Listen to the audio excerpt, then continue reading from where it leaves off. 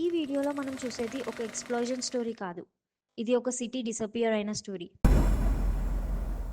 ఒక టెక్నాలజీ మీద బ్లైండ్‌గా ట్రస్ట్ పెట్టడం వల్ల లక్షల మంది లైఫ్ సైలెంట్‌గా చేంజ్ అయిన స్టోరీ. 1986 ఏప్రిల్ 26 రాత్రి ఒక రొటీన్ సేఫ్టీ టెస్ట్ అని స్టార్ట్ అయిన ఎక్స్‌పెరిమెంట్ ప్రపంచం చూసిన వర్స్ట్ న్యూక్లియర్ డిజాస్టర్‌గా ఎలా మారిందో ఈ వీడియోలో స్టెప్ బై స్టెప్ చూద్దాం. ఈ స్టోరీలో ఓన్లీ మిస్టేక్స్ ఉన్నాయి అండ్ మిస్టేక్స్ వల్ల జరిగిన కాన్సిక్వెన్సెస్ ఉన్నాయి.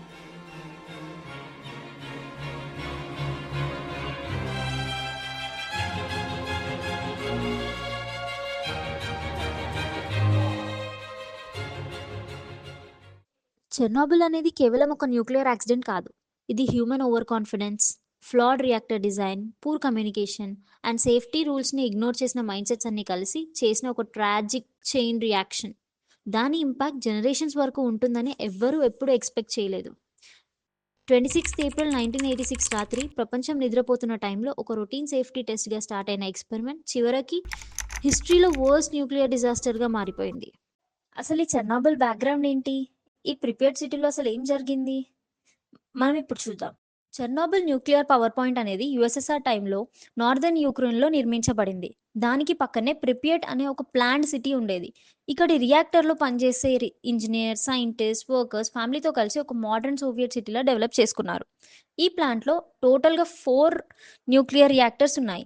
కానీ ఈ డిజాస్టర్ జరిగింది మాత్రం యూనిట్ 4లో. అది కూడా రియాక్టర్ ఆల్రెడీ అన్స్టేబుల్ కండిషన్లో ఉన్నప్పుడు ఈ డిజాస్టర్ అనేది జరిగింది.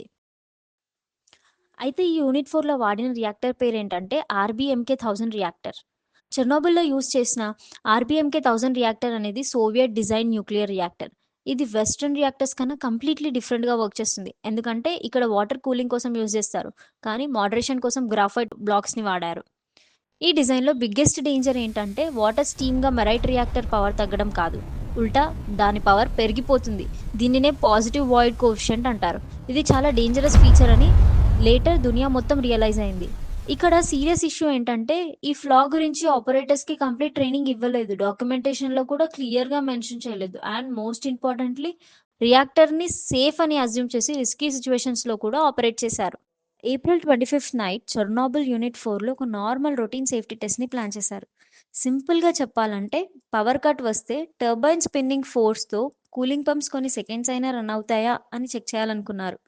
ఐడియా వినడానికి చాలా సేఫ్గా అనిపించింది కదా, కానీ ప్రాబ్లం ఐడియాలో కాదు, ఎగ్జిక్యూషన్లో.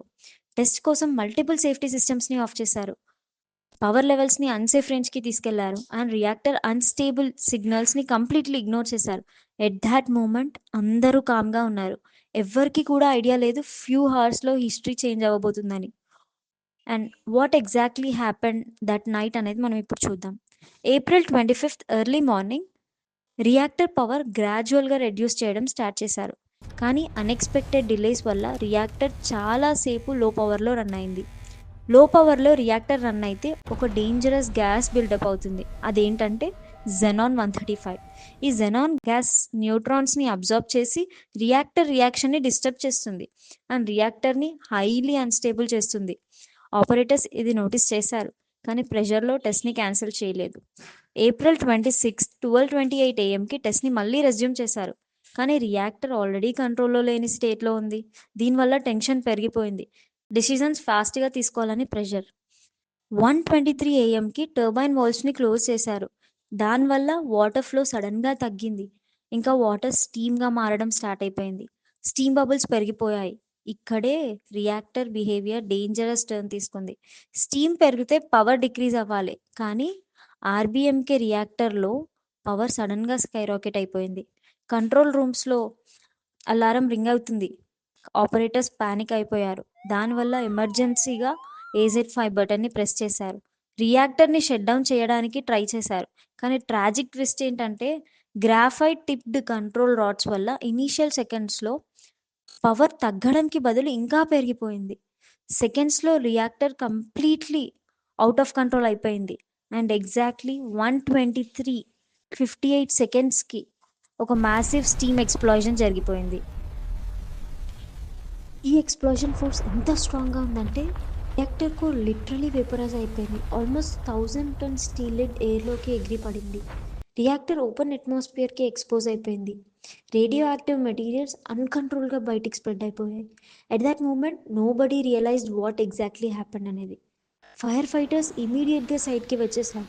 కానీ రేడియేషన్ ఇన్విజిబుల్ కాబట్టి డేంజర్ ఏంటో ఎవ్వరికీ అర్థం కాలేదు. They were walking into a silent killer. ఇప్పుడు ఒక క్వెషన్ న్యాచురల్‌గా వస్తుంది. అదేంటంటే ఇది ఒక యాక్సిడెంటా? లేదంటే ఒక మిస్టేకా? యాక్చువల్ ట్రూత్ ఏంటంటే ఇది ఒక సింగిల్ మిస్టేక్ వల్ల జరిగిన డిజాస్టర్ కాదు. ఇది human errors and reactor design flaws కలిసి క్రియేట్ చేసిన ఒక fatal chain reaction. Operators safety రూల్స్ని వయోలేట్ చేశారు, ఇంపార్టెంట్ సిస్టమ్స్ని డిజేబుల్ చేశారు. కానీ రియల్ రూట్ కాజ్ ఏంటంటే RBMK reactor design itself అన్సేఫ్గా ఉండడం. Positive void coefficient, graphite control rods అన్నీ కలిసి డిజాస్టర్కి డోర్స్ ఓపెన్ చేశాయి.